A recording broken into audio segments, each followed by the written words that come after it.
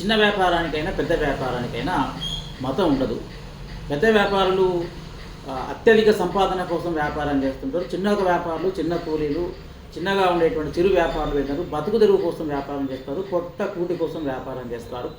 ఇది ఎందుకు చెప్తున్నానంటే, గత నెలలో జనవరిలో సమ్మక్క సారక్క జాతరలో బన్ అమ్ముకునేటువంటి వ్యక్తి మీద 10 రూపాయలకి ఆయన కోవా బన్ అమ్ముతూ ఉంటే ఒక యూట్యూబరు వచ్చి ఈ 10 రూపాయలకు నువ్వు ఎట్లా అమ్ముతున్నావు, ఈ 10 రూపాయల బన్నులు మరి విషం కలిపినవా, కల్తీ కలిపినవా దీనికి అని చెప్పి అక్కడ గడబా చేసేటువంటి ప్రయత్నం చేసేసరికి ఆయన బెంబేలు పడిపోయినట్టుగా మనకు అనేక వీడియోలలో వస్తున్నటువంటి అంశాలు మనకు తెలియజేస్తున్నాయి.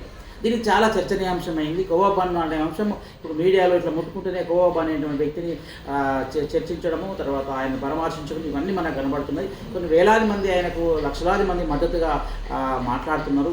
దీనికి అంతా విషయం ఏంటంటే, కర్నూలు జిల్లాకు చెందినటువంటి షావలి ఆయన వ్యక్తి షావలి ఆయన కోవా బన్ను పట్టుకొని ఒక వెహికల్లో పట్టుకొని మేడారం జాతరకు వచ్చి అమ్ముకుంటున్నటువంటి వ్యక్తి మీద ఈ యూట్యూబర్ వచ్చేసి ఆయన ఈ గలబా సృష్టించేసరికి ఆయన బెంబేలు పడిపోతే అక్కడ ఉన్నటువంటి వాళ్ళందరూ కూడా మనిషికో మాట నింద చేసేటువంటి ప్రయత్నం చేశారు.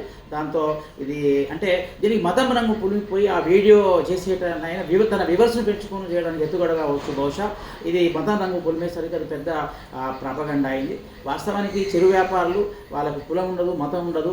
వాళ్ళు ఎక్కడ జనం ఉన్నా, జాతర ఉన్నా, ఎట్లాంటి ప్రజలకు గుమిగూడిన దగ్గర, ప్రజలు ఉన్న దగ్గర వాళ్ళు చిన్న చిన్న వస్తువులు అమ్ముకునే ప్రయత్నం చేస్తారు. దాని పొట్టకూటి కోసం వాళ్ళు బతుకుతారు. కాబట్టి అటువంటి వాళ్లకు మతం రంగు పులమడం అనేటువంటి దుర్మార్గమైన విషయం. ఇది ఇట్లాంటి విషయం ఎవరు చేసినా, ఎక్కడ చేసినా కూడా దీన్ని ఖండించాల్సిందే. దీనికి సంబంధించి మతం రంగు పులిగిన ఈ చెరు వ్యాపారం మీద ఇలాంటి ధనాన్ని పులవడాన్ని ఈ వీడియోల ద్వారా చాలామంది మద్దతు ఇవ్వడం అనేటువంటి కూడా హర్షించదగినటువంటి పరిణామము. కాబట్టి చాలా వస్తువులు అంటే ఫుడ్ కానీ రకరకాల వస్తువులు వాస్తవానికి మన దేశంలో చిన్న చిన్న పరిశ్రమలే ఉంటాయి. అది బోల్పేలాల ముద్దల నుంచి, పల్లి ముద్దల నుంచి, రొట్టెల నుంచి, బన్న నుంచి చాలా రకాల వస్తువులకు లేబుల్ ఉండవు కదా. లేబుల్ ఎందుకుంటాయి? లేబుల్ రావడానికి చిన్న పరిశ్రమలు కొదేలైపోయి, కుటుంబ పరిశ్రమలన్నీ మాసిపోయి, పెద్ద పరిశ్రమలు ఎదుగుతున్న క్రమంలో, అది పెద్ద దేశవ్యాప్తంగా ఎదుగుతున్న క్రమంలో లేబుల్లు వస్తాయి, కవర్లు వస్తాయి, దాని ఎక్స్పైరీ డేట్లు వస్తాయి, రకరకాలుగా వస్తాయి. కానీ చిన్నగా తయారు చేసుకుని అక్కడక్కడ ఇవన్నీ ఈ చిన్నగా తయారు చేసే వస్తువులు కూడా చాలా కిరాణాల్లో కనపడతాయి, చాలా మాల్స్లో కనపడతాయి, వీధుల్లో కనపడతాయి. ఇవన్నీ కూడా ప్రజలు కొనుక్కుంటారు, తింటారు, వాళ్ళకి అవసరం కదా. కాబట్టి దీనికి లేబుల్ ఏమి చూడరు, ఒక నమ్మకం మీద వస్తువులు కొనుక్కుంటారు. కాబట్టి అటువంటి వాళ్ళ పొట్ట, ఎందుకంటే ఇంకో విషయం కూడా మనం చెప్పుకోవాలి, ఈ చిన్న వాళ్ళందరూ కూడా ఉద్యోగాలు దొరకని వాళ్ళు, స్వయం ఉపాధి చేసుకుంటూ ఏదో పని చేసుకుంటూ బతుకుతున్నటువంటి వాళ్ళు.